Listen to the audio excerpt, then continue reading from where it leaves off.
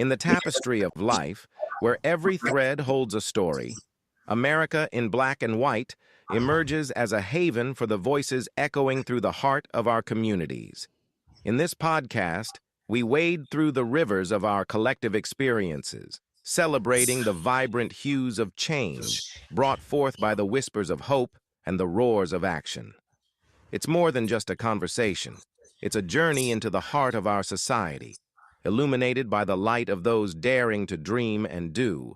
Join us, and let your voice be the melody that guides us toward a dawn where every color finds its place in the masterpiece of our shared destiny.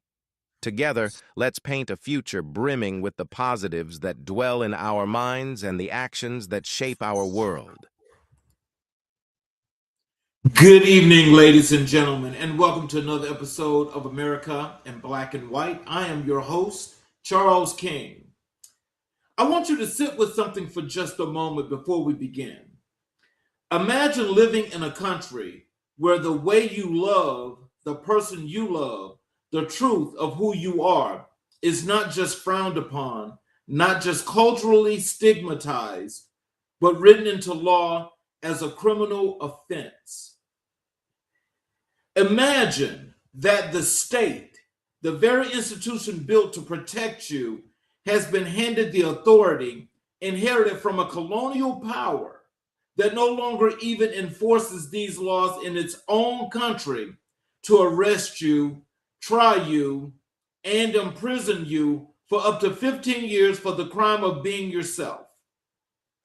Now imagine that you know this, that you carry this knowledge in your body every single day, and that you still wake up in the morning and choose to advocate, to recognize, to speak, to defend, to build, not because you are unafraid, but because the fear of staying silent is greater than the fear of speaking out. That is not a metaphor. For LGBTQ plus Zambians and for LGBTQ plus Africans across the continent, that is a daily reality in 2026. Tonight's guest does not live in the comfort of abstraction. He lives in the complexity of consequence, and in that environment where HIV stigma continues to claim lives long before the virus itself reaches critical stage, where climate change is reshaping livelihoods on a continent that has contributed the least to the warming of this planet, where young people are being simultaneously left behind economically and locked out digitally in the middle of all that. He has chosen to stand up every single day. Here in America, we sometimes speak about Africa and the African continent as if it is a distant chapter in our story, as if the Middle Passage drew a line in the ocean that separated us into two different narratives. But it did not.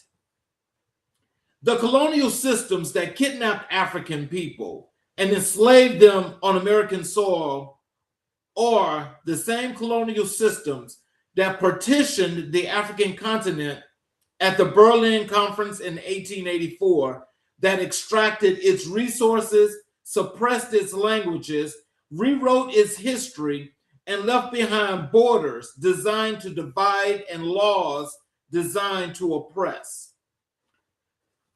The wound is the same. The wound is the same wound. The struggle is the same struggle. And the resistance, the extraordinary unbroken line of Black resistance that runs from Frederick Douglass to Harriet Tubman to Fannie Lou Hamer to the freedom fighters of South Africa to the democracy organizers of West Africa to the human rights defenders of East and Central Africa, that resistance is the same resistance. Africa's sons and daughters have never stopped rising. Organizers, thinkers, builders, freedom fighters, people who looked at everything stacked against them and refused, absolutely refuse to let those systems have the final word. Tonight's guest is one of those people born on the soil of the continent that gave humanity its first breath. He carries that inheritance not as a burden, but as a mandate. What you're about to witness tonight is rare. This is not a conversation about Africa filtered through the lens of suffering, charity, or crises. This is a conversation about leadership, about innovation, about courage, about community, about what it looks like when a young Black man refuses to wait for permission to decide and decides instead to build the institution that his community needs. Tonight's episode is a window into the human rights landscape of sub-Saharan Africa that most people, even people who care deeply, have never had the privilege of seeing clearly. We're going to talk about HIV response and what genuine health equity requires when stigma and criminalization are working against treatment simultaneously. We are going to talk about LGBTQ plus rights and what advocacy looks like when the law is the adversary. We're going to talk about climate justice and why Africa's crises is the world's moral emergency. We're going to talk about digital justice and why internet access is not a luxury, but a human right. We're going to talk about economic empowerment and what it means to insist that Black communities be not just invited to development conversations, but resourced to lead them. And we're going to talk about youth leadership because all of this is being carried by a man in the prime of his youth who decided that the future could not wait. This is one of the most important conversations we have had on this show, and I am honored that you are here for it.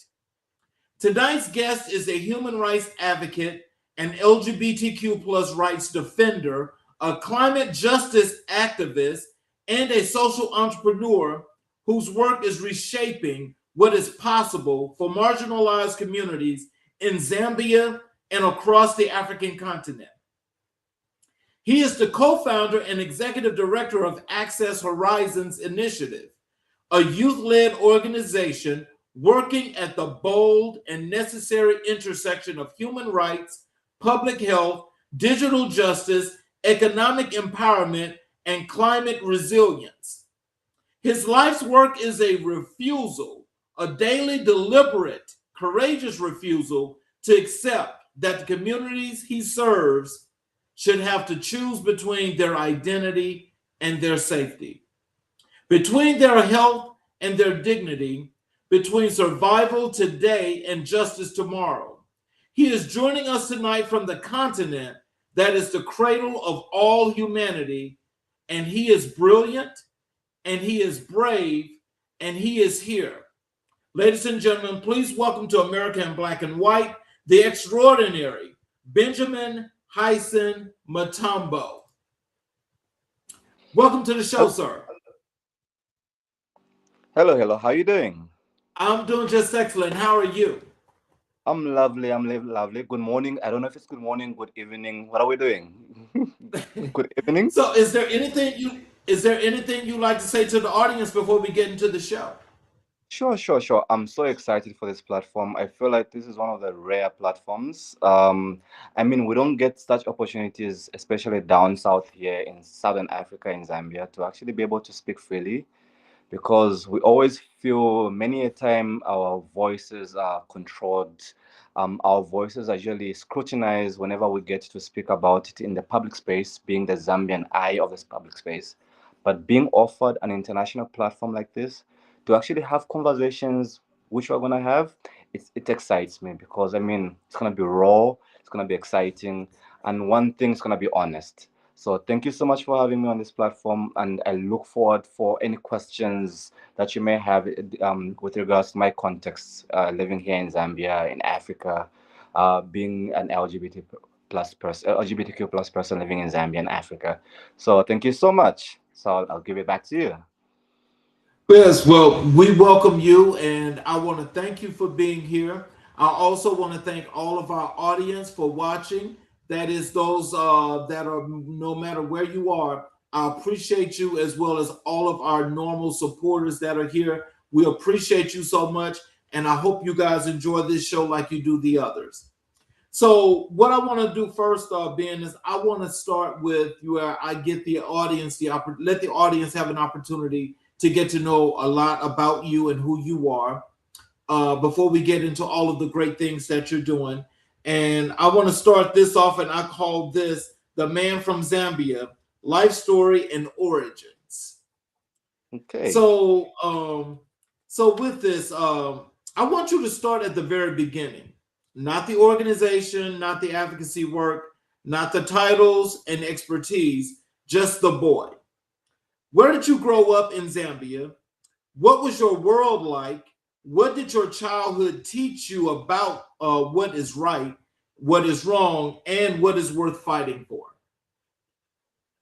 Okay. I mean, that's a very interesting question. I think I'm gonna tackle it this way. So I grew up in Zambia, of course, like you've mentioned. I was born in Chipata, Zambia, which is on the eastern province of the country. Beautiful place, by the way. But I don't recommend being growing up there being black, gay, and economically disempowered. Um, it's a very, very tricky situation in the sense of where when you grow up in a very staunch religious family, you get to live your life based off their perception. So I grew up in a way that I wouldn't call it in a horrible way, but I grew up in a beautiful way from an amazing family, very loving family. But at some point, I needed to recognize who I was and what I stood for. But that was so difficult because at the end of the day, we always have this running joke amongst my circle of friends to say, "Don't be black, gay, and poor. Don't be, don't be." I shit you not, because those intersectional lies will literally screw up your life at the end of the day. Because at the end of the day, being marginalized on all fronts will do you such a disadvantage on your life that you end up feeling as if your life amounts to nothing. So, what I'm trying to say basically is that I grew up in a loving home. Yes, great. As I grew older, I realized I came into my own pretty much, and I started to realize that this is who I was, and this is who I should not be. And at the end of the day, I decided to think to myself that how do I come out with my family? That was a difficult situation. Already the law is against us. That's for one. The law is against us. My family is against that best of the religious practice and the doctrine that they believe in. So it was a very interesting time growing up, and I believe that I really don't know how I got through it, hey? Because I think if I remember correctly, it was a thing of just pretty much just pushing forward, waiting for a moment when I actually got my economic independence, where I could actually just say, you know what, this is who I am, and this is what I'm gonna do with the rest of my life. But unfortunately, that didn't happen. Um, a couple of years ago, I had a weirdly disturbing experience where someone who I thought was a close friend of mine decided to out me to my family. And at the time, I was being economically supported by my family. And that led to my family withdrawing the economic support from me. And subsequently, I was taken into conversion therapy, and the rest is history. I would not delve down too much into that because at the end of the day, we don't wanna give the audience an emotional roller coaster ride. You know what I mean? But what I will say is that it was an interesting time growing up in Zambia, especially witnessing queer people like myself, witnessing the law being weaponized against us politically, socially, religiously, culturally. I think one of the things that interests me the most about living in Zambia is that the law itself doesn't have a leg to stand on. Culture itself doesn't have a leg to stand on. Religion itself doesn't have a leg to stand on because at the end of the day, everything is in conflict with each other. So now you start to wonder to yourself, thinking that at what point do these ideologies reach an intersectional aspect to say, When do we recognize humanism? When do you recognize humanity? When do we recognize empathy in order to accommodate certain members of our community without leaving anyone else behind? And which is strange. We've got so many freedoms in my country. I mean, same like the US, we've got so many freedoms in my country. But the difference is certain freedoms in my country contradict each other. Certain cultural freedoms contradict each other. There's certain cultural practices which are allowed by law, allowed by society, allowed by culture. But it's strange to say. It's strange to think that there's a huge bias and there's a huge bigotry around that, surrounding all that ideologies. In the sense that certain ideologies are accepted culturally and certain ideologies are not accepted culturally. Living as a gay man, living as a lesbian woman, living as a trans person in Zambia is frowned upon legally, socially, culturally, religiously. But it makes you wonder to say, why are certain aspects of our social living, our cultural living, also scrutinized in the way that LGBTQ plus persons are living their lives? I will talk about things like, for example, things that are basic things that are in our constitution: theft, murder. We'll look at things like infidelity, and so on and so forth. These things are not scrutinized in the way that the individual living, the individual context of who someone is scrutinized. And it's so shocking to find out, to realize and grow up in this country to find out that politicians actually weaponize the ignorance of the masses to gain votes from the populace. Pretty much weaponizing downtrodden people, using their economic disadvantagedness, using that for example, using the level of education, using the level of misinformedness. And Zambia is one of the few places in Africa which actually has used religion and constitutionalized religion, brought it into the constitution. And now you find government leaders, politicians have actually now started to weaponize religion in order to suppress voices. We're going to be having an election on the 13th of August this year. And so far, so good. But I've been worried in the past, especially in the 2021 elections, where public speakers, politicians who are aspiring for the presidency have used LGBTQ people for the purpose of securing votes amongst the conservatives. So yeah, that's a little bit about myself. So, Zambia is a country of extraordinary complexity, a nation that gained its independence in 1964 that has navigated colonialism's aftermath, HIV climate pressures, and economic inequalities. So, hold on one second here, please.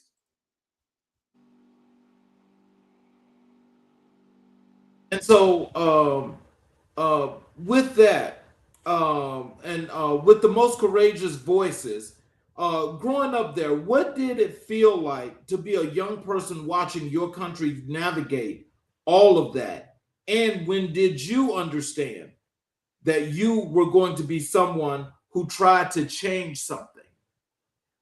Okay. Growing up in Zambia, like I mentioned, we're being bombarded with truths of, for example, our founder Kenneth Kaunda, our truth of humanism, patriotism, of empathy. I mean, Zambia's fight for independence was one of tragedy where a lot of lives were lost. That was way before my time, of course. But growing up in Zambia, we grew up with these stories, these fundamental stories of freedom fighters, the humanism that they preached, the empathy that they preached around culture and tribe. Because Zambia is one country which has not necessarily healed from tribalism and ethnic. The ethnic diversity that exists in Zambia, because Zambia is a country with 72 tribes, and this is one thing that our founder actually preached: one Zambia, one nation. But I don't think at any point they say one Zambia, one nation minus the LGBTQ people. But it's so strange that growing up in Zambia, we started to realize that by we, I mean my community and other people who are marginalized, people living with disabilities, people who are people who are differently abled. I apologize. We started to realize that one Zambia, one nation doesn't necessarily mean being included into the whole holistic nature of what the country preaches about one Zambia, one nation. We do understand that there's legislature around that. We do understand and appreciate that legislature surrounds the whole systematic um, running of the country. But at what point do we actually start to interrogate who someone is, who someone should be, and what one Zambia, one nation should be? Because at the end of the day, someone being gay, lesbian, trans, queer, bisexual, whatnot, doesn't make them any less Zambian. And growing up in Zambia, I grew up in the age of social media. You get sentiments on social media saying things like, oh, you're this, you're that, you're queer, you're gay, you're lesbian, and you're whatever. How about you leave the country and be gay or lesbian or trans elsewhere? Which is very strange. This is not the humanity. This is not the humanism that Kenneth Kaunda preached. Because at the end of the day, when you say one Zambia, one nation, everyone is included in that mantra, no? But that's not a mantra we're living by. We're living by a religious construct, a culture construct that many of us don't actually understand. And a lot of the time, there's a whirlwind which is being pushed by anti-right movements, which a few politicians sit around that who push the agenda of anti-rights in the country, anti-human rights, anti-LGBTQ rights towards the masses. And it's so unfortunate that the masses are not as informed that they should be, and they carry that information with them, and before we know it, they radicalize that information. And living in a black majority country is one of the I would say this in as brutally honestly as I can. Being black gay in Zambia is hard because not only are you in a black majority country which lacks the diversity that a Western society should have to accommodate divergent views, because most of our views in Zambia are homogeneous. Conservativeness, being religious, being humble, as most political aspirants like to call it, being of the faith. So growing up in Zambia felt like a chore, pretty much. It felt like you need to live each and every day fighting for your life internally within yourself, wondering at what point will I be found out, at what point will I be caught out, and what happens to me when I get caught out, what happens to me when I get found out.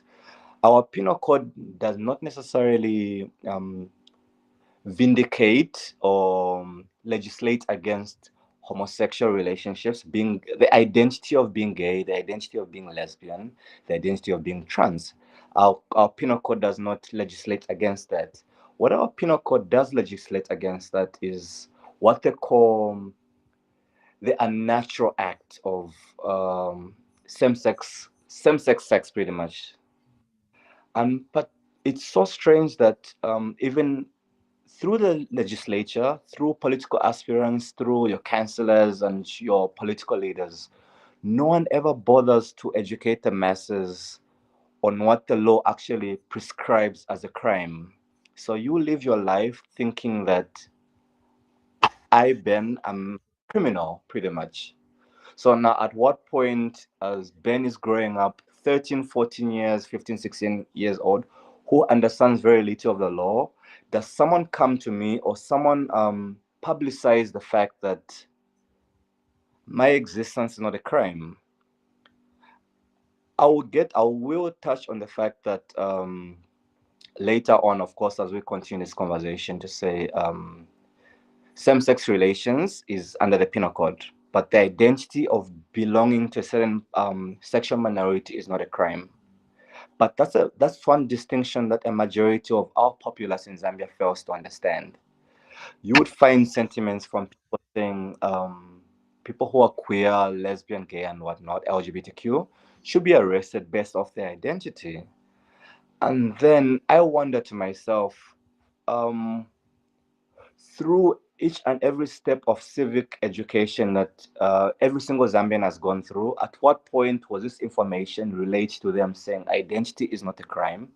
It's the same sex relations that is a crime, which is also a very, how can I put it? It's also a very, I remember you had mentioned earlier on to say these are laws that we inherited from the British Empire at the time when Zambia, Northern Rhodesia at the time, was a colony of the British Empire. We inherited those laws. Meanwhile, our colonial masters have revised those laws and have adopted new laws to accommodate the growing diversity in their nations. Meanwhile, we've kept those laws and regulations and the principles and the cultural nuances and so on.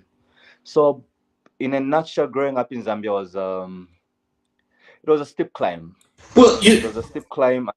what I Go was on just now. listening is that it sounds like about a lot that what happens here in the U.S. as well, and that is for whatever reasons in using the Bible as you say. I mean, now that's one of the things that these politicians do, but that's not written into the into what they do into the Constitution, whatever have you. Even though it says clearly that you're supposed to separate church and state, but some Mhm. people use that anyway, and it's like it's this crying wolf thing when it comes to that. Now, what it sounds like to me, and it seems like a little bit of a comparison, because some of the things that you were mentioning before, like the conversion therapy and all those other things, that has happened here in some places here in the US. It still happens. Now, Mhm. what I would always think, and we're not going to bring religion into this, but I do want to say this, is that if those folk actually read the Bible, then I think they would know that they're committing the very sin against the Bible in which the Bible speaks. But That is that is so true. That but is so true. I guess maybe we, and I'm gonna use the word we very loosely in the sense of where like we feel like we've got a God-given mandate to carry out the rules and legislation and the laws of God. And it's very, very unfair in the sense of where we place ourselves at the center of judgment and being the carriers and the executioners of the law. Meanwhile, if someone is as religious and at cross like as they would like to think they are, why would you be the executioner and the judge and executioner of the laws of God? But anyway, like we said, we'll live religion for later on, possibly, because that's a very, how can I put it? It's a very touchy conversation for a lot of black folk like us, and you know what I mean? Because at the end of the day, a lot of black folk really use religion as a foundation and a stepping stone for who they are, who they're gonna be, and who they should be. yes, Yeah. yes. So your human rights advocacy, especially for the LGBTQ plus rights defense in a country where the law itself is used as a weapon against queer people, is not just professionally risky; it can be personally dangerous. When did you first know that this was your path? And was there a moment, a person, an experience that crystallized your commitment to this work? Oh, of course, of course, of course. I mean, apart from my conversion therapy itself, I already knew who I was at the time. I already, even prior to, I already knew who I was. But I've had a couple of incidences where I step out of my home and go into public spaces, and maybe based off how I'm interacting with certain people, I've experienced violence around that, verbal violence. I've experienced someone pushing and pulling me around, telling me that, well, in vernac, of course, telling me that people like me shouldn't exist and we should be murdered. You know what I mean? So I think incidences like that have actually helped me, actually given me the strength to say, we shouldn't live like this. But it's hard being an advocate in Zambia because, in as much as certain incidences like that have happened to you, but who do you actually channel the advocacy to? Because the government is against you, the society is against you, the Mhm. culture is against you. Yep. So, I mean, in as much as you're advocating for that, the advocacy comes from a place of where, even if I'm advocating to the person next to me, I'm going to do it from a point of empathy, not from a point of legislature, because they'll not know what I'm talking about. So, I guess to answer your question, I knew that this was my path when I'd experienced all these different things in my life: verbal violence, physical violence, and also the conversion therapy. I knew this was my path because I felt that no one needs to live, no one deserves to live like this. No one deserves to be victimized for the rest of their lives based off who they are. It's very strange to say when people always think that being queer, being LGBTQ is something that you can wake up one morning and say like, oh, okay, I'm not gonna be gay anymore. You know what I mean? But then the opposite is also true. Like, okay, but in a country like Zambia, who would want to wake up in a country like Zambia and think like, okay, I'm gonna wake up gay or lesbian today and continue to be victimized? You know what I mean? Who would choose victimization out of peace and comfort that comes with assimilating and pretty much just conforming to the culture and society of what my country provides? Yeah. So let's get a little bit more deeper into your advocacy work. And this part I want to talk more about the LGBTQ rights, the advocacy in Zambia, your courage under law. For our audience who may not know, let's be clear about the legal landscape. Same-sex relations in Zambia are criminalized under colonial penal code, carrying penalties up to 15 years in prison. You're an LGBTQ rights defender operating in that environment. I want you to help us to understand, what does it actually feel like to do this work in this country with this law on the books, not abstractly, but what does it feel like in your body, in your daily fire? Oh, that's a doozy, hey? Okay, so I will say, when it comes to advocacy, right, we have an understanding with the principal lawmakers, as we like to call them, to say, in as whatever realm or whatever sector of advocacy that we're doing, whether it's health rights, economic empowerment, climate justice, we have an understanding, an unwritten understanding, an unwritten hearing to say we will not call it that. We would call it, I remember this just changed recently, the term just changed recently. We used to call it key populations. Key populations pretty much was female sex workers, people who inject drugs, men who have sex with men, prisoners, and so on and so forth. So the term just recently changed, and now they're calling us marginalized people, marginalized communities, or whatever the public health term is now these days. So pretty much now, advocacy for us every single day of our lives is not really advocacy to say we're advocating for LGBTQ rights. We've masked the idea of LGBTQ rights under the umbrella of human rights, pretty much. In as much as we've got an HIV pandemic in Zambia here, when our first interventions around HIV in Zambia started, we masked it under public health rights, which the government was very much aware of this. The government has always been aware of the work that advocates, human rights defenders are doing in Zambia with regards to LGBTQ rights. We've always been aware. But the thing is that society is not aware of that. So whenever we caught out to say a certain safe space or wellness center exists in a certain community, and then one, two, three, four, five people on social media feel as if the government is in support of LGBTQ rights service provision, the government is aware. And the thing is that because everything is under the guise of public health, universal access to human rights, which our government conforms to, So every single day is a journey because we don't know exactly at what point in time when the tides will change for, because now our our LGBTQ rights advocacy, which I mentioned earlier on to say is now under the guise of human rights, will now become a pariah topic because our society has got a habit of nitpicking which parts of the broader human rights should be and should not be allowed.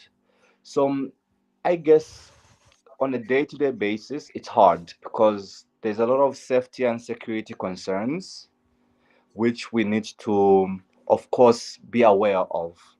You need to be aware of your language. You need to be aware of your verbatim. You need to be aware of who you say it to, what you say, how you tell her the message, and for how long the message should go on for. So, I mean, the fact that a lot of our health system is was supported by PEPFAR initiatives, which were USA, formerly USAID, CDC, and so on and so forth. I guess it helped a lot the fact that through these initiatives, LGBTQ rights were being advocated silently through public health. And it's unfortunate right now because of a lot of funding cuts, a lot of reinfections are now going on around in our communities, and a lot of human rights advocacy has been lost because that was our shield. That was our shield. We could advocate for human rights. We could advocate for LGBTQ rights using the shield of no, we're carrying out a USAID mission initiative project. We're carrying out a CDC initiative project, but now it's become increasingly difficult, especially that if one organization partners internationally with, I'll give an example. Imagine a local civil society organization in Zambia partnering with an organization such as um, Gay Rights Initiative Global. You know what I mean? That sends that sends a radical message already locally, and no bank wants to touch you once they see that you're receiving funding from people like that, because at the end of the day they feel as if um, your initiatives are being pushed by the West. You get what I mean? Like the entirety of your initiatives, the entirety of your programming, the entirety of your strategic interventions is a Western agenda, pretty much. I mean, it's funny because every single day there's always some, most, not really every single day, but most days there's always someone who's always thinking to themselves and maybe pointing fingers to say our advocacy is a Western agenda. And I always think to myself, like, okay, but are you saying even the existence of queer people, LGBTQ people in Zambia and Africa as a whole is a Western agenda? Are these CIA plans who are here to destabilize the democracy, the Christian values of Africa and Black Zambia and conservative Zambia? You know what I mean? Right. Yeah. Yeah, so basically, it sounds like, and you tell me if this is right, but it sounds like what you're saying is that they do allow you guys your advocacy work and maybe to do a protest, but they want to make sure that it's a controlled fight in the advocacy and not like one that's really big and broad that draws an enormous amount of attention, because the more attention that you draw, then that means the more the spotlight is on you, and the government is not going to have that. Is that what that is? Exactly. That's exactly what it is. So you're given this much of a platform to actually not necessarily advocate for LGBTQ rights, but then you're given that much of a platform to say, okay, you can, in as much as you're designing programs for universal human rights, you can include X amount of people in your programming, and we're gonna give it a ribbon and a, a little red ribbon and tie it on it and say, instead of calling it LGBTQ rights, can we give it a public health term like men who have sex with men, things like that.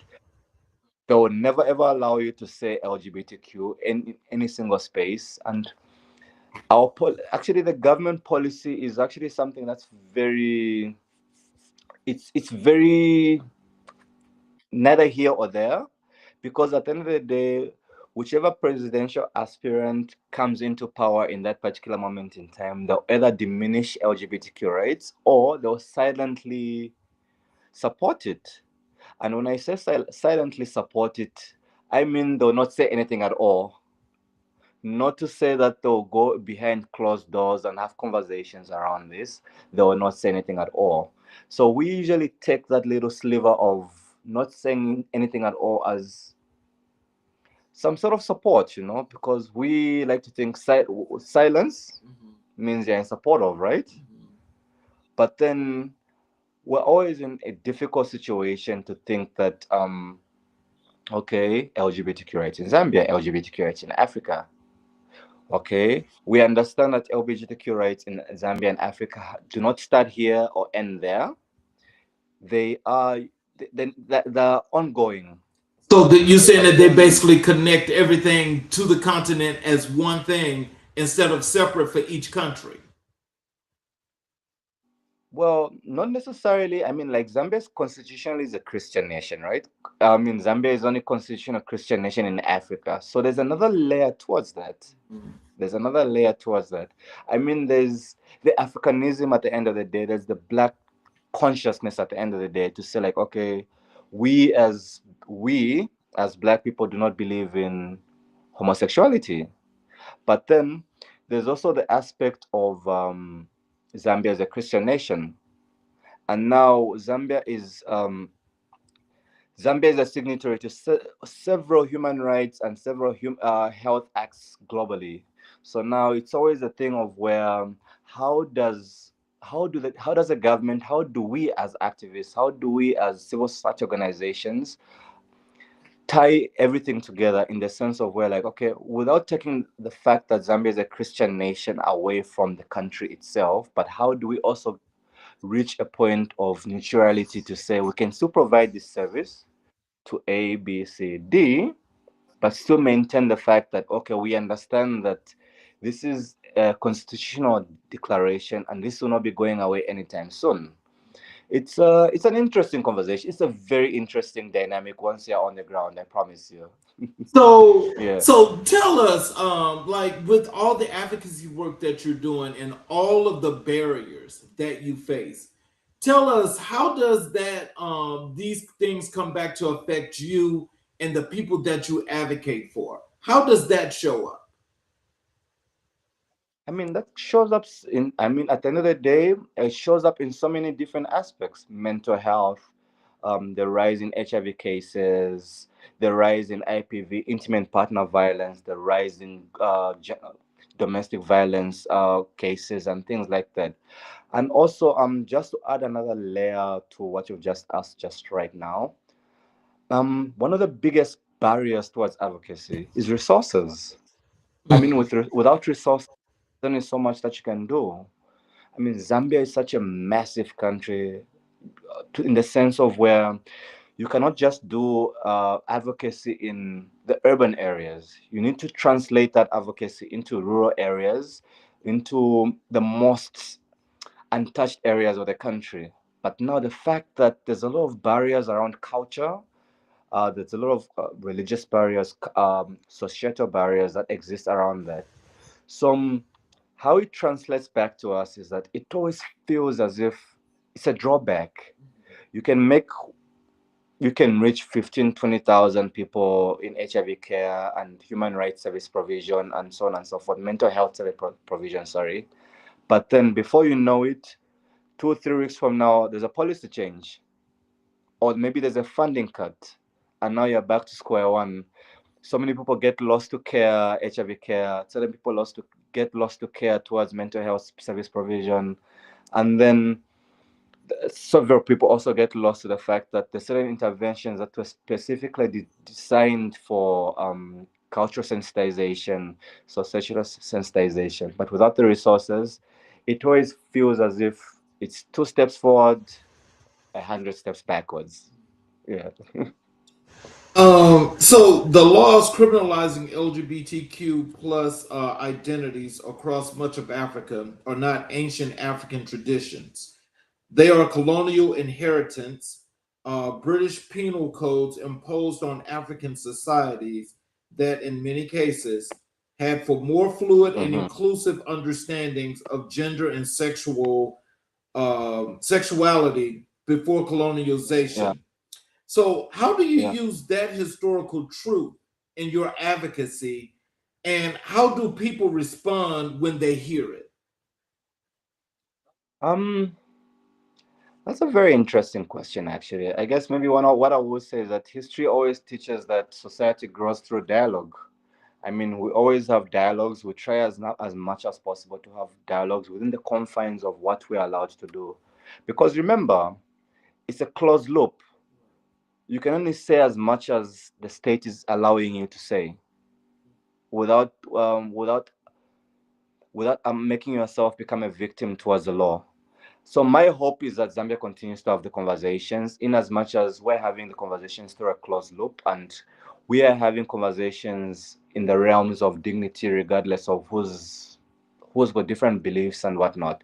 Um, I will say this: one of the biggest undocumented factors in our country is that we never ever realized to say LGBTQ rights existed in our country prior to colonial rule, prior to, I would like to call it, colonial indoctrination.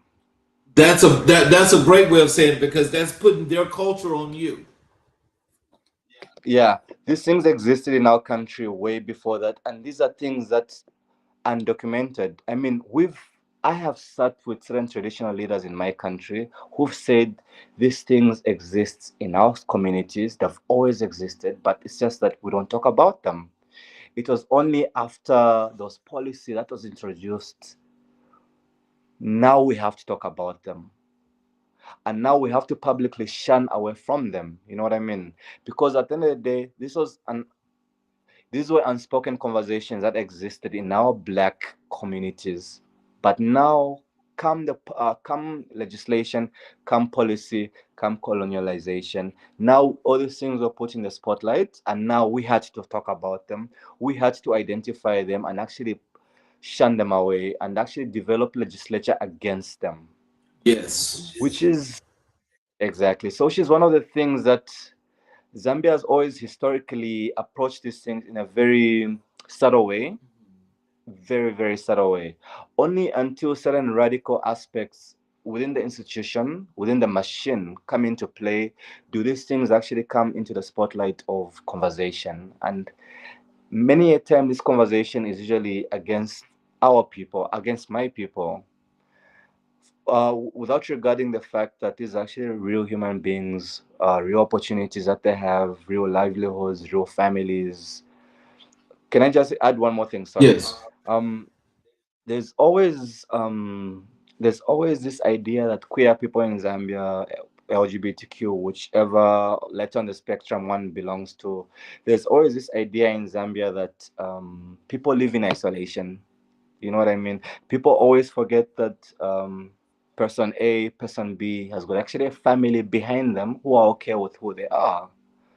But the general perception of our country and our continent is that people see us and they feel as if a gay man lives in isolation, a lesbian woman lives in isolation without a parent, without a sibling, without an uncle, without an aunt, and whatnot, which is a very, very unfair perception that we have. So I guess getting back to your question, one of the conversations that we try to have with our communities is to make people realize is that we don't live in isolation. We actually have parents, we have siblings, we have a brother, we have a sister, we have a mother who actually know about us and are okay with it. So I guess at a certain extent, once you can convince the next person to say that this person who is marginalized in society actually has a family structure around them. They've got friends and they've got family who are okay with their identity. Now, how do we translate that being okay about the next person nationally? How do we translate it provincially? How do we translate it culturally? How do we translate it nationally?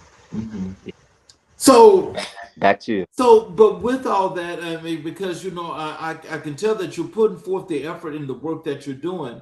But can you tell us Yeah, how is it that with them not allowing you to say LGBTQ or gay or things of this nature when yeah. you're actually doing your advocating, how do you, how do you identify as being who you are when you're doing this advocacy work without being able to use those words?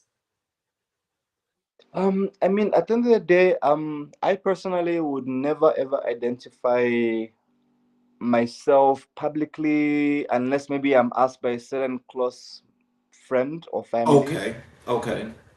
But at the end of the day, we have vernacular nuances that we usually use to actually say to actually help us identify certain people within communities.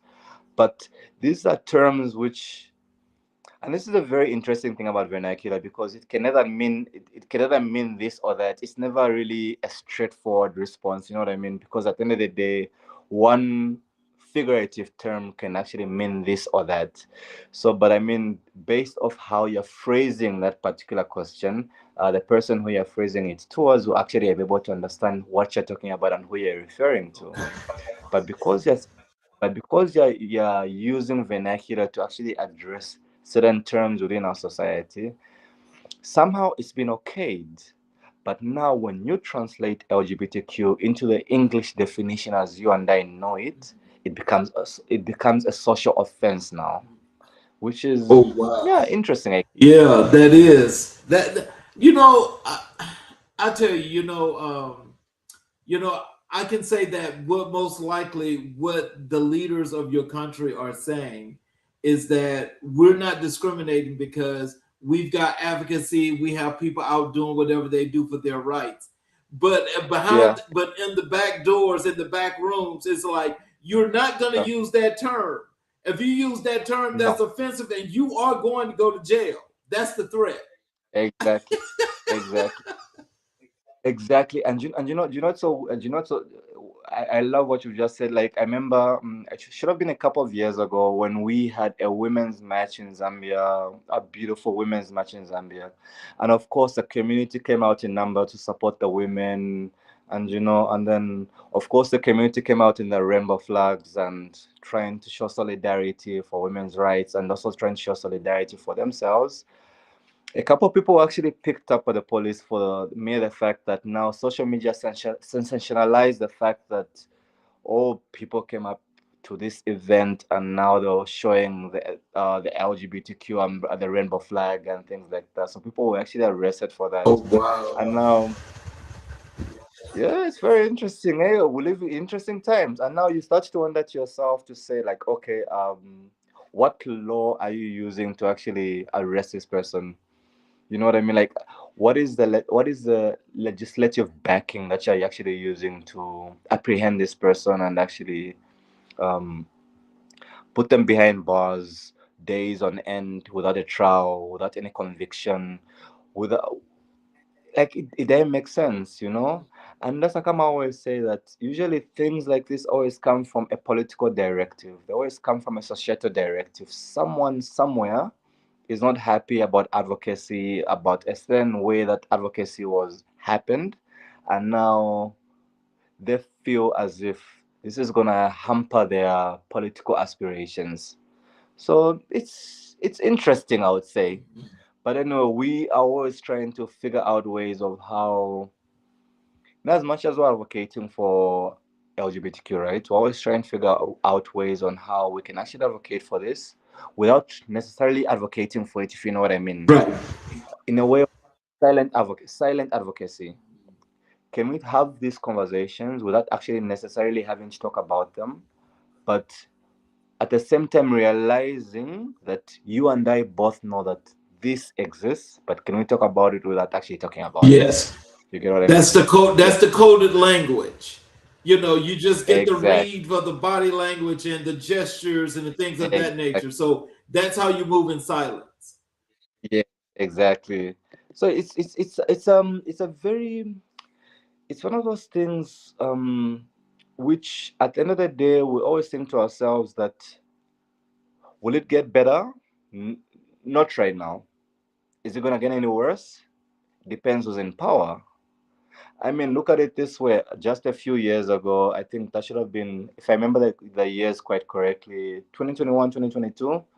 We had a US ambassador by our late president, Edgar Lungu, who was ousted from the country because that should have been Ambassador Foot, last name Foot, was ousted from the country because he felt that the apprehension of two gay men who were caught in the act and were sentenced to a 15 years prison sentence. And he spoke against that.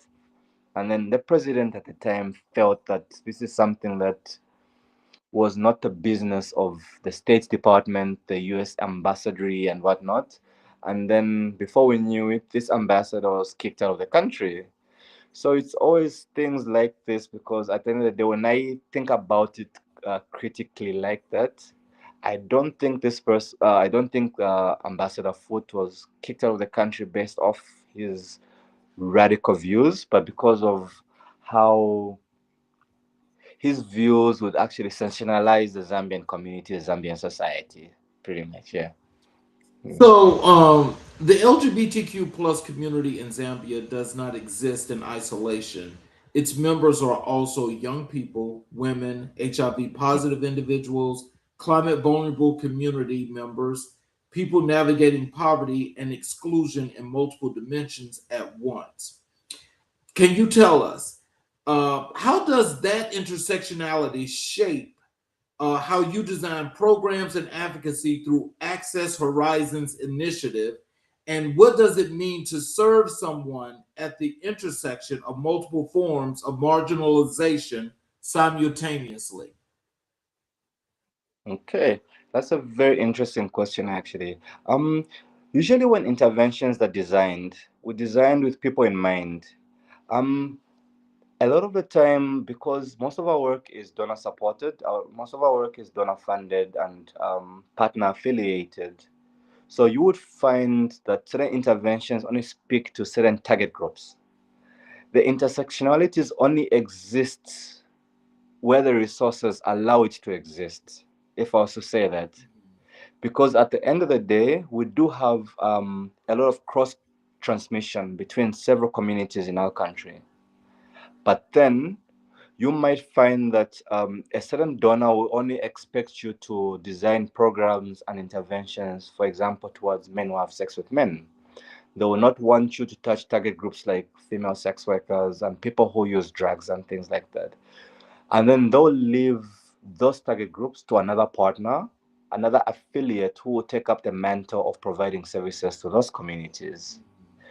So the intersectionalities usually occur when Access Horizons is able to speak to another civil society organization to actually be able to understand or co-design programs or co-implement projects to actually figure out, okay, if civil society A is designing interventions around this target group, and my civil society organization is designing interventions against another target groups.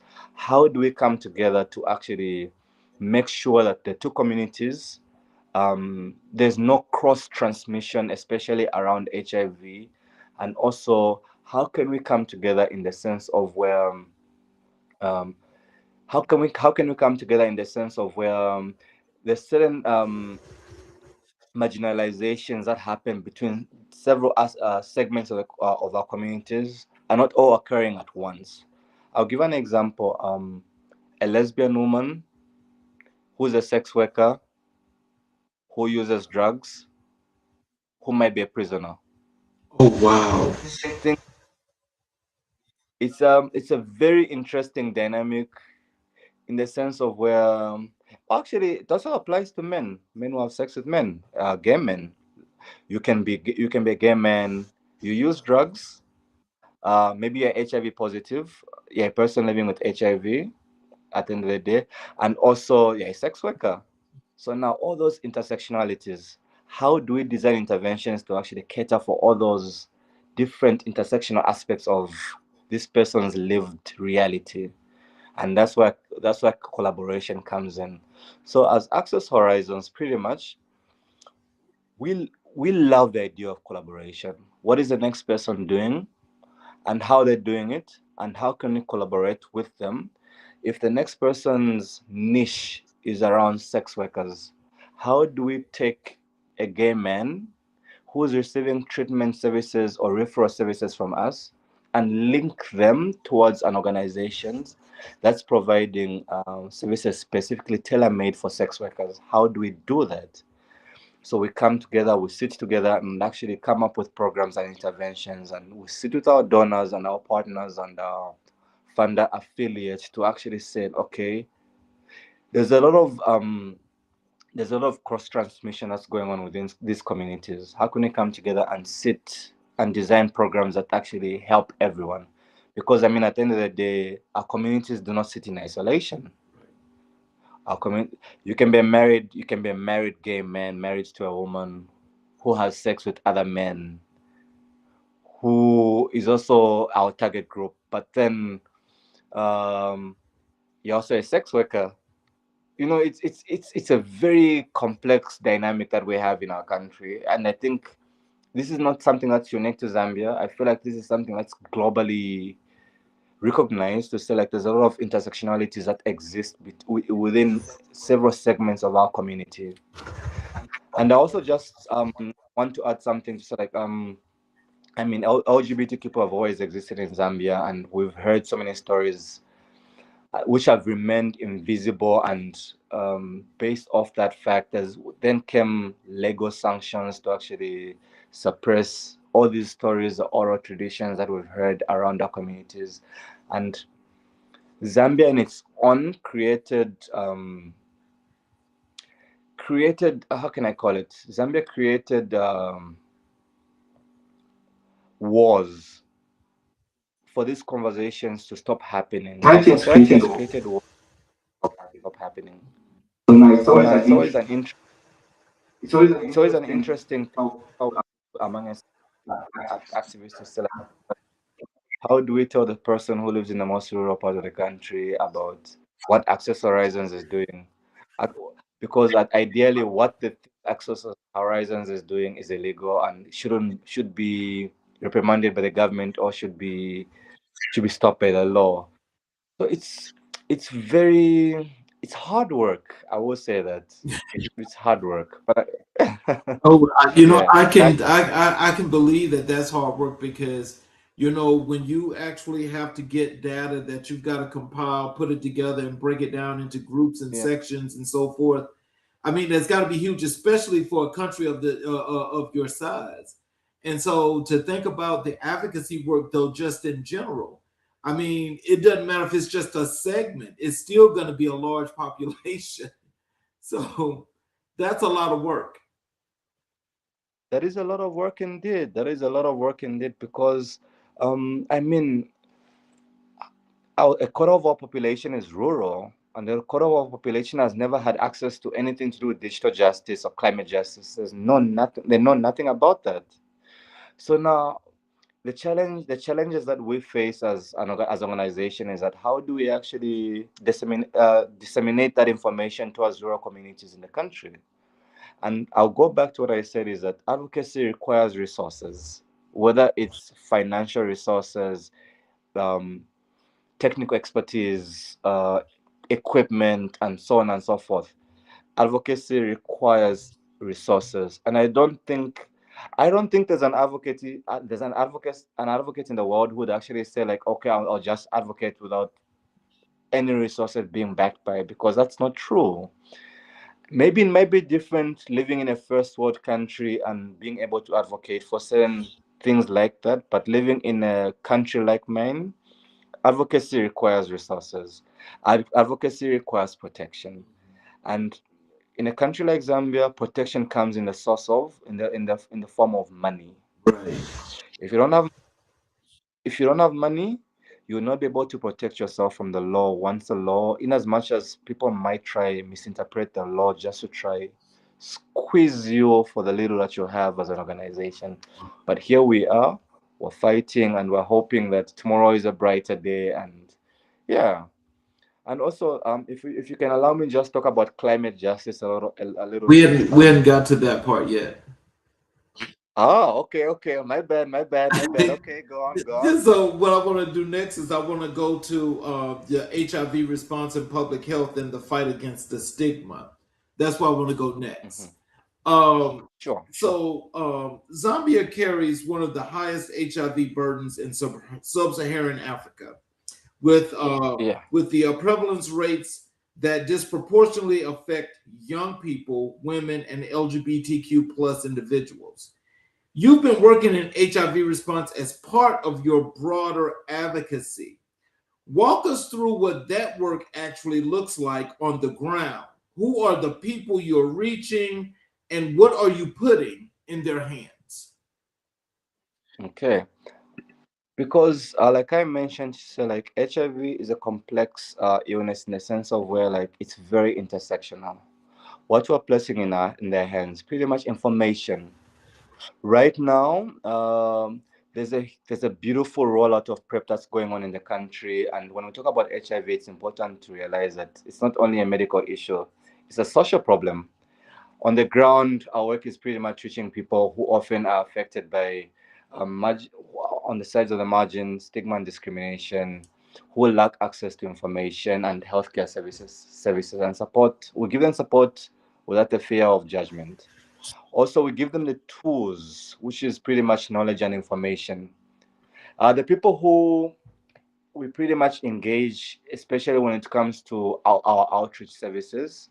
These are people who go out in the field to disseminate this information and knowledge to our communities. We equip them with the knowledge of condoms, PrEP, access to ART, which is pretty much free. Mm. Our government right now has struck several deals with major health providers and major non governmental health providers to actually provide these services for free. So now the challenge is now has always been how do we disseminate this information to communities that do not realize that this information actually exists. For young people, it's pretty much just ensuring that we are aware, designing campaigns that actually speak to young people, because age is a age is a demographic. It's a huge demographic, and it's a very important demographic that we cannot overlook. At the end of the day, messaging that can reach people my age would not be able to reach people who are 18, 16, 17, and so on and so forth. So I guess designing information, designing knowledge to reach people like that is something that's very, very important to us. Equipping people with the right tools, and I know you're gonna be angry with me when I speak about digital justice, but maybe that's something I can touch on when we get to digital justice, because at the end of the day, when it comes to information dissemination, when we come to equipping our communities on the ground, it's pretty much information, knowledge, and tools, and also physical tools like condoms, PrEP, um, as being able to refer someone to STI screening, being able to provide someone with ART, or link them to services or providers that provide ART. I think in the best way possible, that's the most that we can do right now, apart from the already existing advocacy that's going on right now. Yeah. I gotta say, but a lot of people that don't do advocacy work, and I know that, it's like they can only imagine. But I want to tell you that I think for the work that you're doing, because I know of the advocacy work, how it's being done here in the States, is that Yeah. that work is like day in and day out, and it seems like it's 35/8, not 24/7. Because Exactly. it just goes on and on and on. When you think about, especially when we talk about the HIV rate, that's there in Zambia. Um, what are some of the things other than when you guys go out and you get people on PrEP and you get people with condoms, and you do the STI screenings, STD screenings, but other than those things, what are some of the other things that you guys are doing, or you trying to implement to get this rate under control to stop the spread? What are some of the other things you guys are doing? Okay, that's a beautiful question. I love that question actually. Um, I guess maybe I was. It comes from the fact like you had brought up something very beautiful earlier on when we talk about the economics around HIV. When we talk about the economics around HIV, a lot of people are engaging into. I hate to use this term, but how can I say it? Destructive behaviors around it.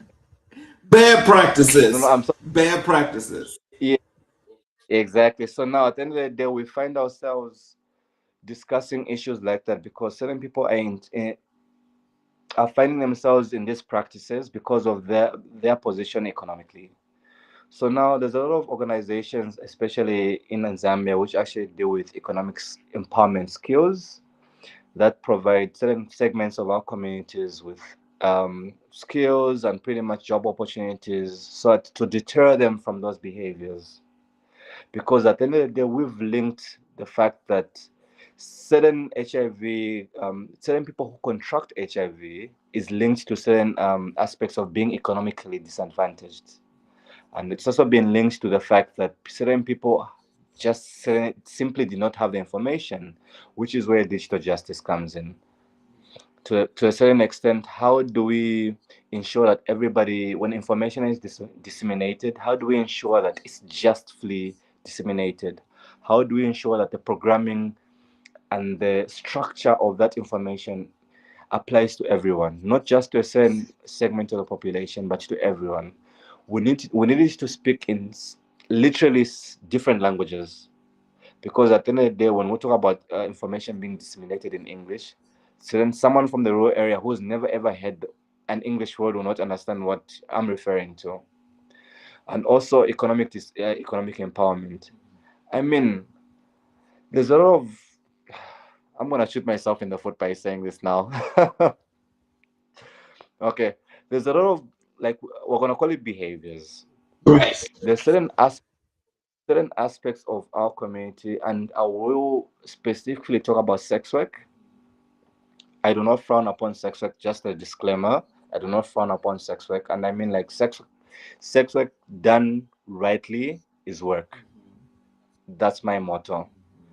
But then, in a country like mine where sex work is illegal, you find a lot of stigma and discrimination, especially when sex workers go to health facilities to access health services. They're discriminated against. So Wow. now, how do you it's very, very true. Sex workers in Zambia are discriminated against. There's a huge stigma and discrimination, not only by healthcare facilities, but by healthcare providers as well. Dang.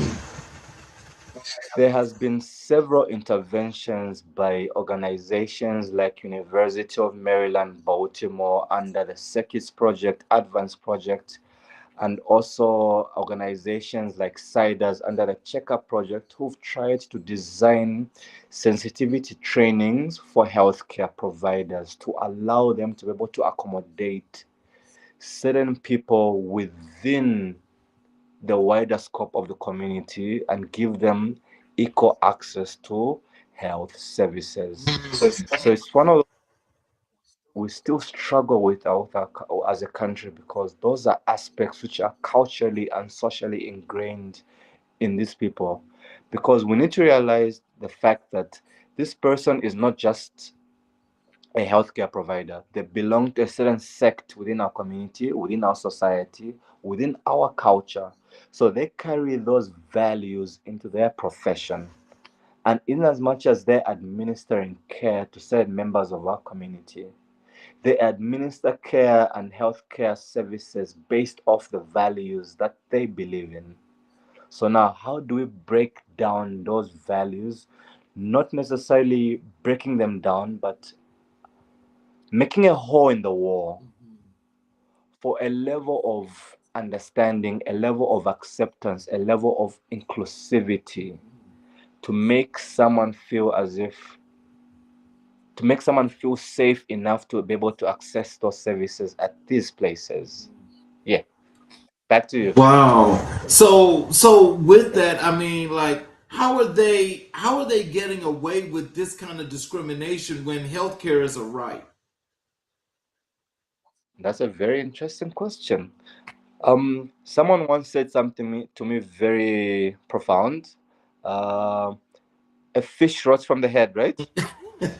Okay. So when you have policy at high level that does not speak towards inclusivity and doesn't speak against stigma and discrimination, the trickle down effect Yes. is all the way towards the bottom. Yes. Okay. If, as a medical practitioner or a healthcare provider, your ministry, where you sit at, where you provide these healthcare services, does not speak towards stigma and discrimination, and your ministry sits at cabinet, and your cabinet sits at the presidency, Right. and there's no conversation around stigma and discrimination, it trickles down all the way to the bottom. Wow. So All the way to the HIV and LGBTQ plus identity are deeply intertwined in both the epidemic's epidemiology and its social response. Mhm. LGBTQ plus individuals in many African countries face double marginalization. They are excluded from healthcare systems because of their identity and simultaneously blamed for the epidemic spread. How do you dismantle that double barrier in your work? Oh, that is beautiful. I love that. I love that. Sensitization. I'll put it in one word: sensitization. Having conversations with people, having conversations with communities, having conversations, especially around, and I will be very specific when I say this, especially around gay men. In Zambia, there's still a big misconception to say gay men are the leading cause of HIV, especially around communities in Zambia. Me, no, that's not true. That is not true. So, cultural sensitization, community sensitization, societal sensitization is how we bridge these gaps. Because at the end of the day, we need people to be able to understand that these things do not exist in isolation. And one way that we do that is having community meetings, community support group meetings, which are amazing aspects of outreach and program interventions. Because at the end of the day, when you can have members of the community sit down with you, members of the community being church leaders, traditional leaders, sitting in the same room with you, and them being leaders of their own individual communities, spreading the truth the meeting was about, I feel like, I believe that that is one of the strongest ways to actually to dismantle misinformation. Because at the end of the day, if you're able to sit in the room with community leaders, and these are the people who are actually at the front line of misinformation, because at the end of the day, whenever misinformation is being spread in communities, it usually starts from community leaders who actually perpetuate ideologies like that. So we usually target people like that, whether it's chiefs, headmen, well, not the kings and not the kings and so on and so forth, but counselors and people like that to be able to assist us in spreading the right form of information within the communities. It's a very it's a very interesting conversation in the sense of where it's hard to speak about one and leave out the other, because at the end of the day, in as much as one day and want to address the other thing needs to be addressed as well, because there's huge intersectional aspects between the two. I'll give you an example. Men who have sex with men. You can speak about it from a men's support group kind of level, but you cannot. It will be very frowned upon to speak about it in a religious setting. Oh my God. So now, So how the do we religious sector can decide if you live or die. exactly? So now, how do we bridge that gap? How do we bring people who Wow. believe this and who believe that to actually come together and say, like, okay, this has got nothing to do with belief. It's got nothing to do with your belief system, and we're not trying to dismantle your belief system. We're just trying to create a safe environment for a John, a Peter, a Simon, and whomever to actually be able to access health services. Mhm. It's a very hard um, flow to actually be able to sweep two people together into the same space, because at the end of the day, belief system, I believe, is something that's very, very strong, and it's something that a lot of people hold on to for dear life. So now, as we are trying to advocate for intersection of interventions, a lot of policymakers, a lot of clergy people always feel as if you're stepping on their toes. And meanwhile, at the end of the day, this is a huge misconception against HIV prevention, treatment, and transmission.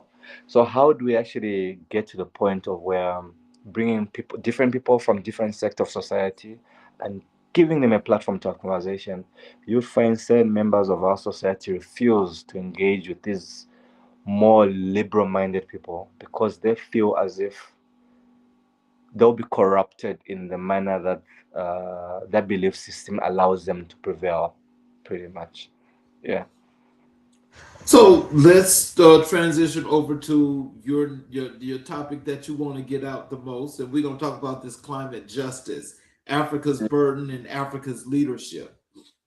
Climate justice is a relatively newer dimension of your work, but it's the one that have embraced as central.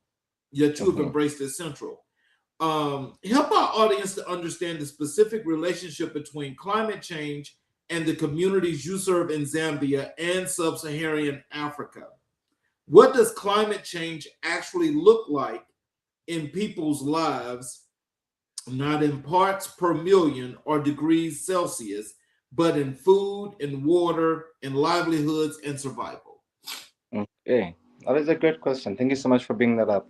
Um, climate change is nothing new to Zambia. I mean, it's a global conversation right now. It's a hot topic right now, and I mean, at the end of the day, you find that marginalized communities in Zambia and the rest of Africa contribute the least towards climate change, but meanwhile, their voices are heard the least.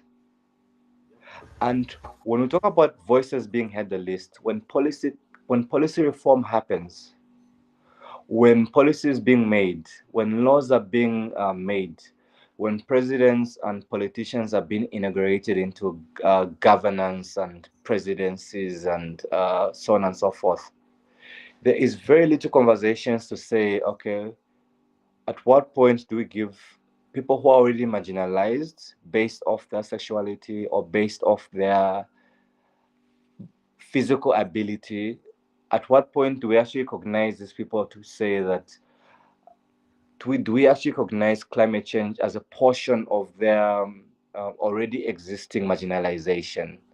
I'll give you an example. There's certain areas in my country where accessing health services is very, very difficult because certain areas in my country are prone to flooding. And it's only been in the last couple of decades when certain these areas have now become flood prone areas. So now how do we link healthcare services to those areas in Zambia which are no longer accessible to the rest of the country because of climate change? How Right. do we design policies? How do we drive the conversation towards that? Because at the end of the day, for marginalized communities in Zambia, we always there's a general misconception to say that the government will provide. But meanwhile, the government is not really providing because the government is relying on external partners to actually provide for these marginalized communities. Just 2 years ago, there's a huge conversation, and I'm sure you might have heard about it, about how one of our biggest internal rivers in the country was polluted by a Chinese mining firm. Yes. But no one, at no given point in time, did anyone ask to say, like, adolescent young girls and young women, people living with disabilities, um, sex workers, how were they affected by this particular environmental disaster? It's conversations like that we need to be having, And it's a pity that within the structure of our government, our governance pretty much, we do not have advisors who speak for marginalized individuals like that. Because at the end of the day, interventions and strategies are provided and designed holistically without realizing that these interventions need to be tailor-made for different communities. And I'm very passionate about adolescent young girls and young women because they face the biggest brunt of all this. Because Zambia, sorry, go on. Yes. No, no, go ahead. I'm sorry. Okay. So Zambia is a pretty much Zambia is a traditional society where in a rural setup, women fetch the water from the river and the borehole, bring it back home, and now you find those wells are getting dry, and these women are walking further and further and further away from their homes to be able to get these resources. And in the process of them walking further and further from their homestead, they now get into those behaviors which I had mentioned earlier on, which is maybe sex work. And all these things are surrounding climate change to a point of where there's no deliberate interventions being designed to actually provide services or mitigations around that. We are not doing that.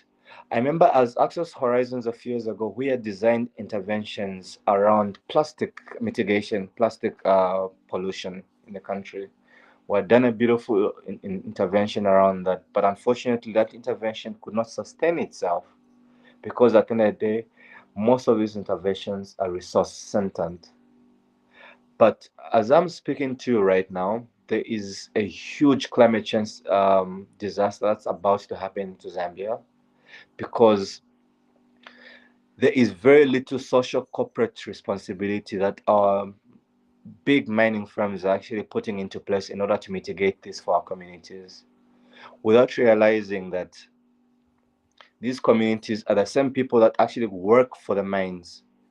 When you look at districts in the central province of Zambia, like Kabwe, which a majority of the water resources are lead contaminated. And these are conversations which the BBC and so on and so forth have carried into into the journalism and actually spread the word. But we've never ever heard the government actually speak on this. We've never actually heard of prominent figures within the governance structure speaking against this, speaking about how we're going to actually design interventions and programs to actually mitigate these disasters.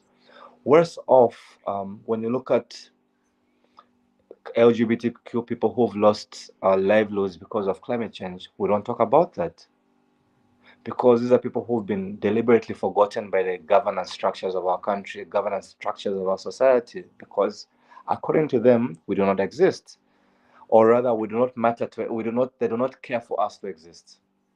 Right.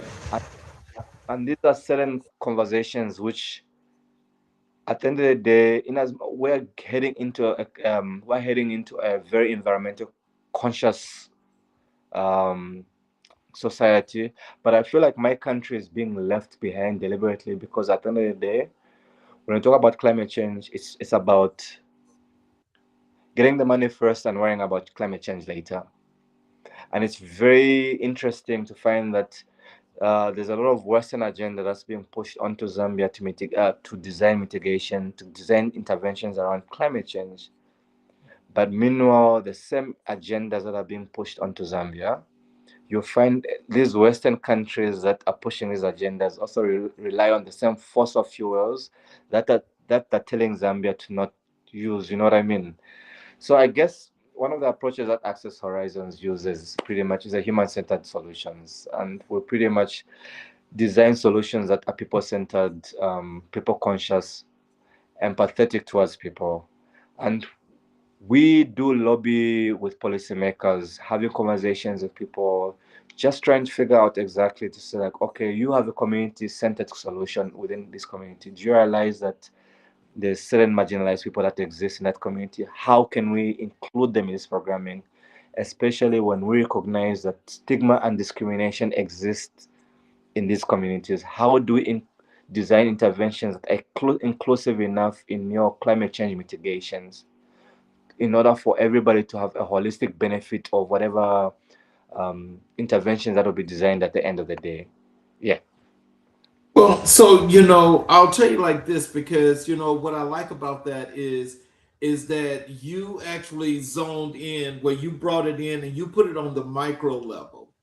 And see, I think putting it on the micro level is probably how a lot of policymakers or people in your government are Yeah. looking at it, as though if you're just talking about this one segment of a population, where what most people are, well, I'm going to say most people, but most of these countries, especially here, when you talk about climate change, it's on the macro level. And Exactly. so on the macro level means that there's a catch-all, which means everything is in there. And so because everything is in there, you don't get the funding or the necessities that in which you're talking about that you should get. Well, even if it's on the macro level or the micro level, it does not matter, because again, as being the marginalized and underserved community, it's like one of those frowned upon things where it's like, if funds are going to drip down, it sounds like you guys are going to be the last group that even comes into play, if it even comes into play. That's kind of like what it looks like here when we talk about climate change. The underserved and marginalized communities, especially Black communities, are not even close to even being thought about unless it's at the end, and that's when the world's coming to an end. And again, you want to use Black people to actually come and save the world, be Captain Save-A-Hose.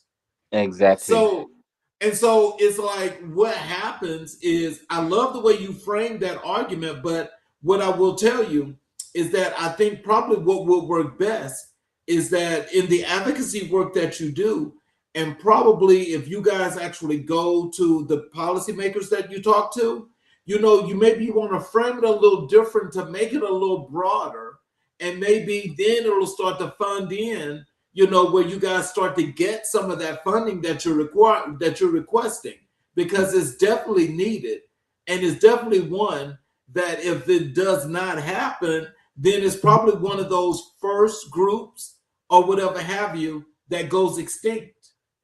Yeah. No, I totally hear you, but I guess maybe the biggest challenge is when you go to a policymaker and you're trying to describe to them who a marginalized person is. Now, to actually be able to break it down to these policymakers and be able to give them an opportunity to actually listen to you, you'll find that it's a topic that they don't want to touch. In as much as the conversation is not really about human rights or LGBTQ rights, we're talking about climate justice. But just the mere fact that you've mentioned certain people, certain minorities within the communities, they don't want to touch a conversation. Exactly. I guess maybe these conversations come with a lot of access. You need to have access in order to make a proper institutionalized change. Because at the end of the day, policy is only policy so long as it's implemented. Otherwise, it will always remain on paper. It will always remain on paper. And I guess maybe at the end of the day, ultimately, it's one of those things that platforms like yours give people, I guess, pressure.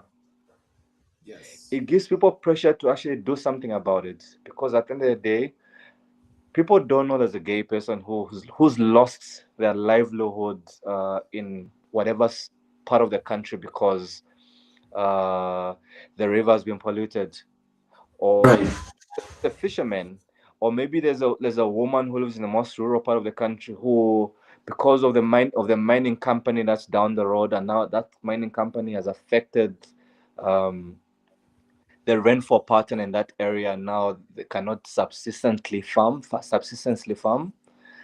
They don't care. They don't care for those people. So now I guess maybe we need to be given an opportunity to actually put a face towards climate change, climate justice, because Yes. currently we're talking about climate justice. How can I put it? We're speaking about climate justice and climate change without actually referring to people who are actually affected by these aspects of global change. So now, who is willing to actually be the face of that? who is willing to be the face of the women's side of climate change and climate justice, who is willing to be and stand for LGBTQ people and say like, I'm affected by climate change in A, B, C, D sort of manner, because at the end of the day, n- the victimization of follow once someone identifies themselves as part of the community. So Right. it's a very interesting approach that we are still thinking around, and we're hoping that, I mean, we've done a couple of interventions here and there, but it's not enough.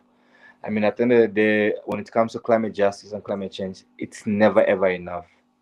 Mhm. Just a quick one. I want to ask you something. When we talk about Black communities and when we talk about marginalization, how do, in your opinion, how do you think marginalization is different from the Black African to the African American? Basically, it's the same, but the difference in the two are it has a lot to deal with as when you talk about climate, like the climate situation that you mentioned. You Mm-hmm, see, what makes it different is the density, and mm-hmm. it's about the location and the effects of different things that go into that whole thing. Yeah, So, like, depending upon, like, let's just say yeah, like I'm in Georgia, yeah. and let's say there are black people that live in Utah. Mm-hmm, Now, see, you wouldn't understand that, but I'll just say if you got black people that are living in Utah, you know that looks totally, totally different. mm-hmm, And when I say that looks totally, totally different, is mm-hmm. because the mountainous ranges out there, where the air could be a little bit clear, which Yeah, is now starting to be polluted by all the manufacturers and things that they're doing out there that's polluting the air, that's starting to affect the water and the different things that different communities have. yeah. Now there's not really a large African American community out there. Mm-hmm, They're there though. The thing about that is their issue wouldn't be the same as my issue here in Metro Atlanta.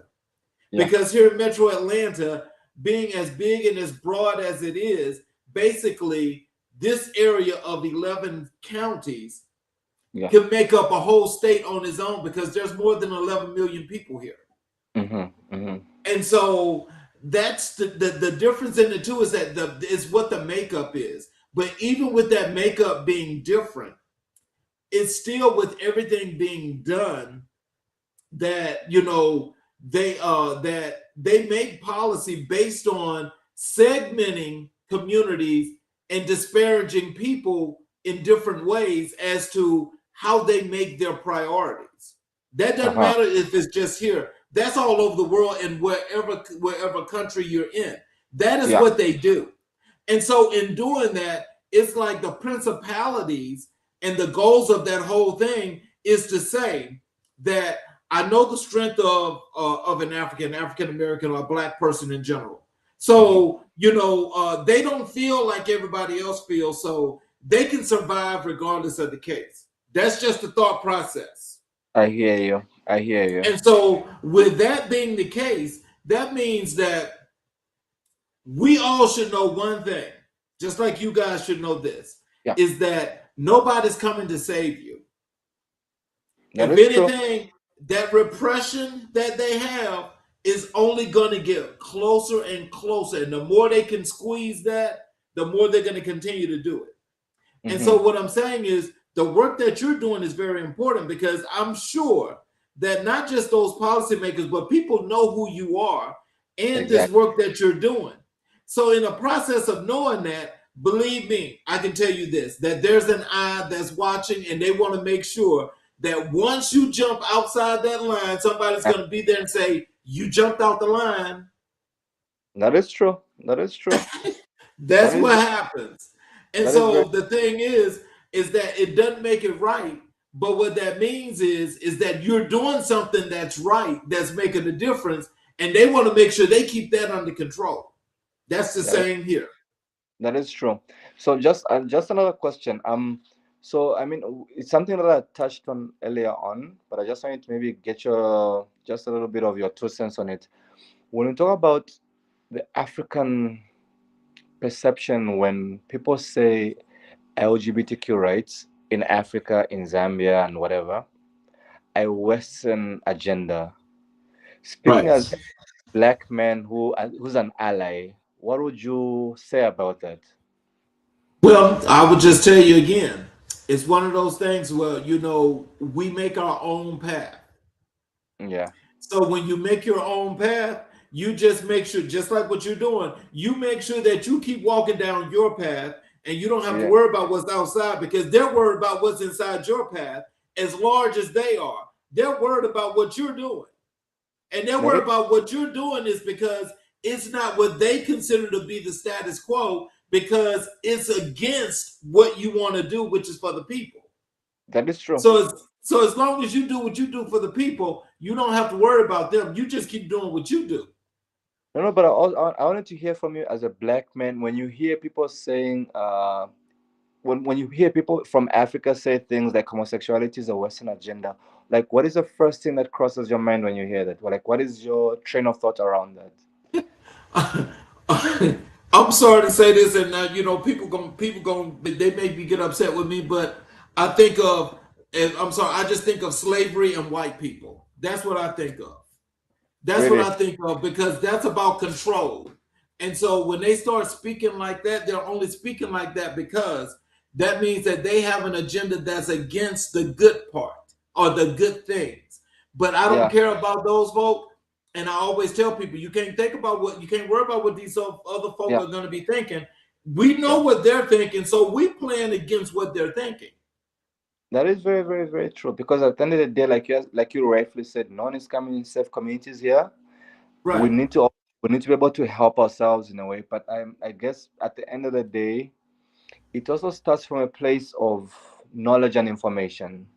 I believe that once people know and people are aware, especially when it comes to constitutional mandates and legislature and things like that, once people are aware, they'll be able to stand up. And also, one of the biggest challenges that we have as a country and have as a region is freedom of speech. Yes. Yes. Advocacy is hard if you don't have protections from the freedom of speech.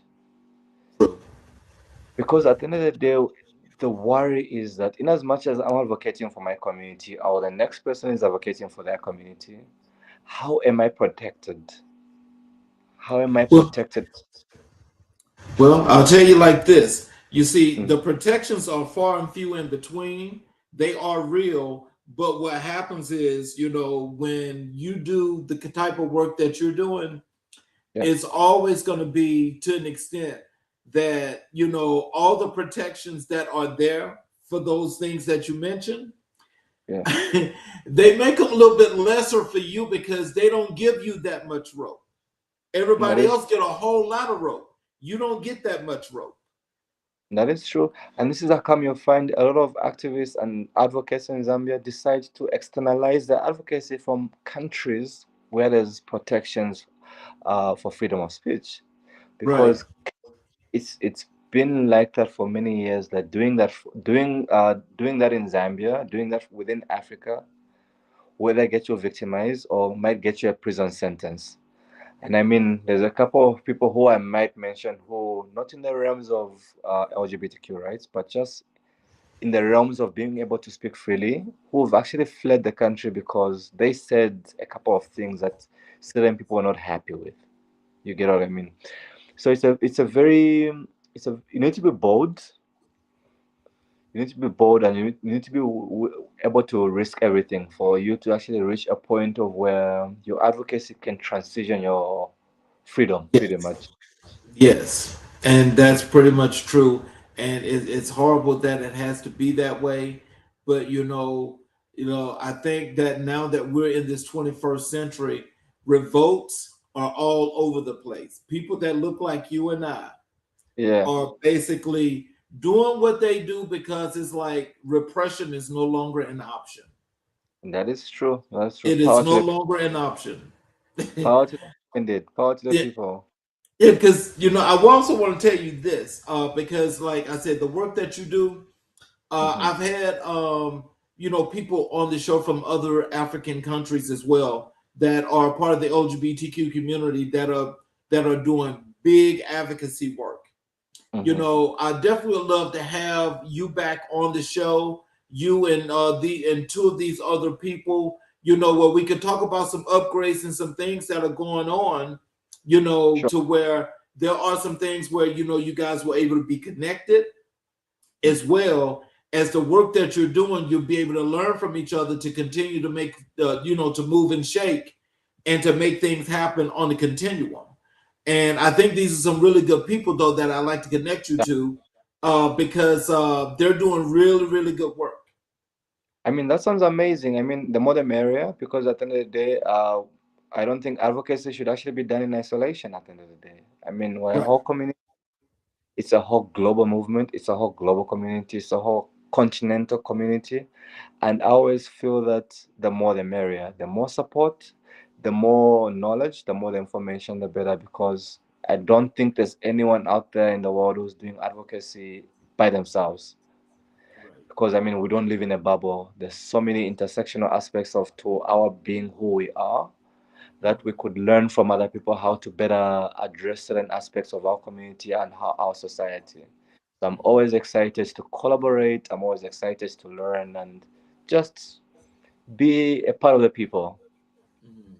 So Yeah. let's do this. So in closing, do you Uh-huh. have some words of wisdom and encouragement for our audience? Tell them how they can connect with you via social media. Tell them about your website, all those good things. Okay, so we do have it's a pity that recently we've just been slacking from our social media, but what I will do is that at the end of this video, I'm hoping that on your YouTube channel, I'll be able to send you a link maybe within the bio. This is something that you can address, you can actually add on within the bio, my LinkedIn link, um, a YouTube link to a couple of things that we've done as well, an Instagram link to sort of a couple of social interventions that we've been a part of, and also a couple of reports that I will share a link to as well that we've actually done in the past couple of years. We've done some amazing work, documented work, and we've also been part of major country interventions that have supported close to 25,000 people to access HIV care services in the country. And we are excited to share that information with you. And we've had several partners who've helped us achieve these milestones. And so, yeah, I will be able to share those links. So, like the famous content creators love to say, link in the bio. Right. By the way, there was a comment there in the chat that someone mentioned that they're not a part of the LGBTQ community, but they do support the LGBTQ community. Uh-huh. Yes, sir. I So after let me I'm gonna do this. I'm gonna do a closing bio, say a sure. closing monologue. But after I close the show, do you have a couple of minutes to stay around? A few minutes before we actually go all the way off the air. Sure, sure. So for those of you that are watching the show and you've been here for the duration of the show, I want you to know that I appreciate you and your support. This was definitely a great show, another great show, one that's got plenty of information and knowledge as to what is happening, not just here in Western culture, but what's happening around the world. This is a really good show for advocacy. And for those of you that are advocates, I do suggest that you do the work that you're doing and you keep doing it. And for those of you that want to support Ben and his organization, just you'll be able to, if you go to the YouTube channel, America in Black and White, and you'll see the post, you'll see the connection links, and please connect with him and reach out to him. Yeah. So, in closing, let me do this monologue. Benjamin Hyson Mutambo, thank you. Not with a polite, reflective television thank you, but with the kind of deep, bone level gratitude that you feel when someone has just given you something real. You came here tonight and you gave us the truth about what it means to be a young Black man in Zambia who has chosen not to be assigned, not drafted, not inherited, but chosen to stand at the intersection of every difficult, urgent conversation that your generation must have. You told us what it costs to defend LGBTQ plus rights in a country where the law itself is the adversary, is the adversary, where Section 155 of the colonial era penal code still hangs over the heads of people simply trying to live and love with dignity. You told us about HIV response work that does not flinch from the communities that stigma has most brutally abandoned, and what it looks like to insist that health equity is not achieved by managing symptoms, but by dismantling the structures that produce those symptoms in the first place. You told us about climate justice in a way that made it impossible to separate from human rights, from food, from water, from the very survival of communities that did not cause this crisis. You told us about digital justice and why internet access is not an amenity, but an architecture, the architecture through which opportunity is increasingly distributed or denied. And you told us about Access Horizons initiative, about what you built from conviction and community, about what you are still building, and about who you are building it for. We're better for this conversation. This show is better for the conversation. The world is better for the work you do. 3 things to stay with me to stay with me from tonight. First, the struggle for Black dignity, Black rights, and Black power is one global struggle. It does not have a headquarters in America and a branch office in Africa. It is the same fight rooted in the same colonial wound, animated by the same refusal to accept dehumanization, pointed towards the same horizon of a world where every Black person everywhere can live with full humanity. What Benjamin is doing in Zambia is what Fannie Lou Hamer did in Mississippi. What AHI is doing in Lusaka is what SNCC did in Selma.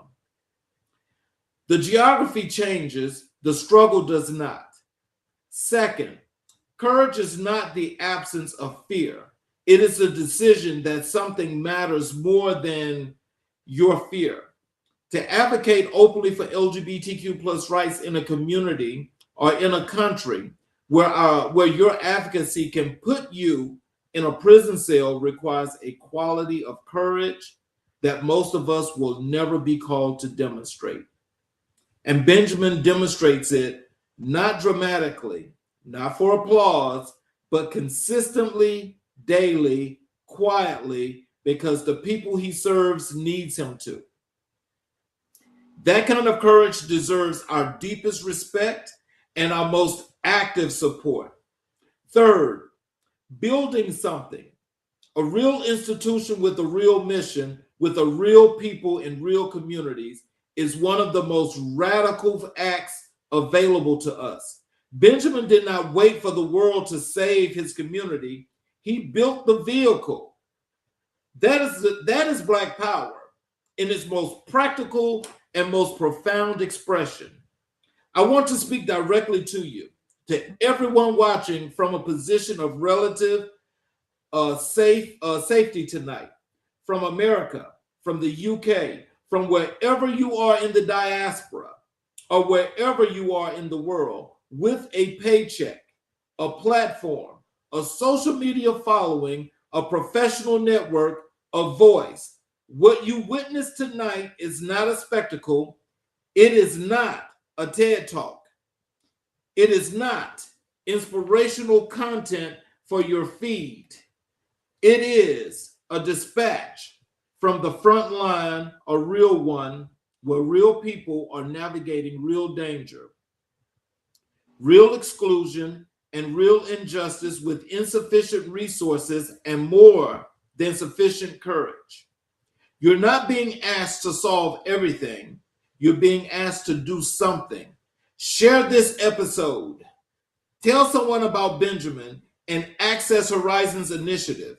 Look up to the LGBTQ rights landscape in Zambia, in Uganda, in Ghana, in Nigeria, in Tanzania, in the countries where the people you saw in this conversation live and work and fight, and find ways to support the advocates on the ground. Put your money, your voice, your network, your skills behind the organizations that are doing this work without waiting for a global consciousness that they deserve to exist. Do not let this be a conversation you watched and then forgot. Let it be a conversation that changed what you do next. Share this episode everywhere you can. Comment below.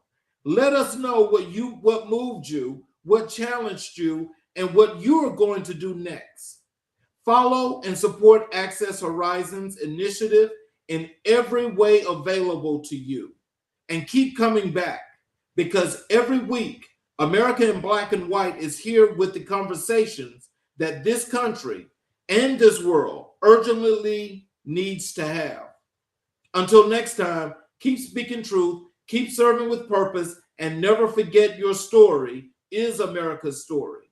I'm Charles Zachary King, and it's been America in Black and White. You all have a great evening, and please come back and watch us again tomorrow evening for another great episode as we go through Black history and Egyptian history. We will see you guys tomorrow night.